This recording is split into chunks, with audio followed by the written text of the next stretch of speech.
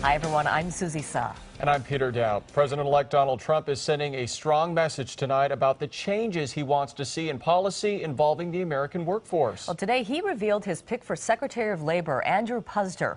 Puzder is a fast food executive critical of the minimum wage increase, and he supports rolling back business regulations. KCAL 9 political reporter Dave Bryan joins us now with more on Puzder's background. Yeah, and it seems like every cabinet nominee now is sparking a vigorous debate, and Puzder is no exception. The soon-to-be nominated Labor Secretary has deep roots in Southern California, and as some labor leaders in the state are bracing for his regime, some business leaders are thrilled about it.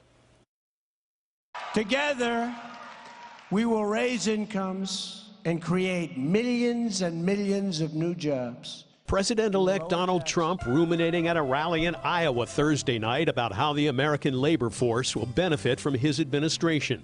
And a Southern California fast food chain executive, Andrew Puzder, is now in line to be overseeing those changes when he becomes the next labor secretary. Puzder is credited with turning around the Santa Barbara County-based company that owns Carl's Jr. and Hardee's fast food chains. I love Paris in the springtime. The recovery, according to some ad execs, was boosted in large part by sexy TV ads like this for Carl's Jr., which some critics charged were half strip show and half junk food celebration. But Puzder has plenty of support from the California business community, like this from Stuart Waldman, president of VICA, the Valley Industry and Commerce Association. Mr. Puzder has spent years creating jobs. So we're looking forward to that. And when you look at the issues that are facing the business community, whether it's overtime or minimum wage increases, Mr. Puzder's on business's side, not on the labor union side.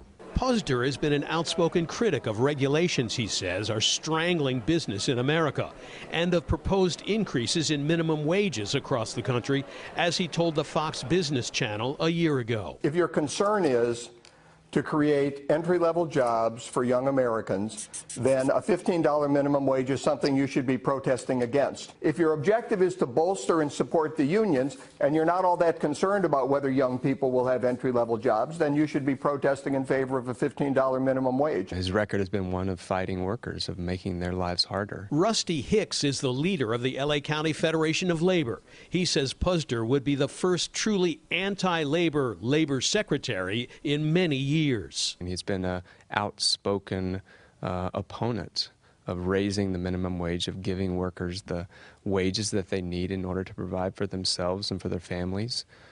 Talked about overtime pay when President Obama signed that into, did that administratively.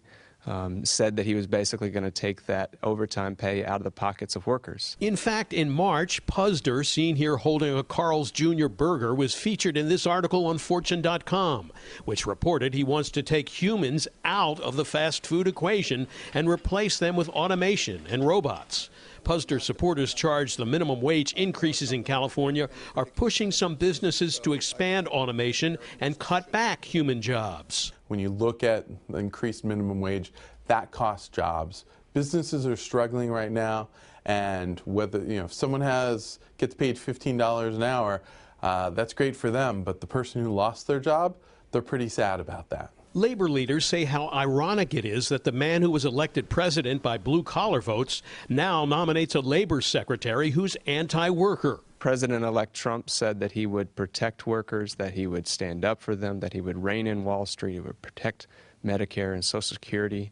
And the track record of appointments as secretaries of these departments have been, in fact, quite the opposite. With the debate still swirling, Trump released a statement saying Puzder will fight to make American workers safe and more prosperous. And he added that he expects Puzder to protect small businesses from unnecessary regulations. Now, there was a New York Daily News report today that Puzder was accused of beating his wife in a 1980s divorce papers. But CBS News reported this evening that Puzder's ex-wife sent them an email saying she made the whole thing up. The couple went through divorce proceedings in 1986, and the Daily News reports Puzder acknowledged that police were called twice during that time, but he denied there was any physical abuse. Susie?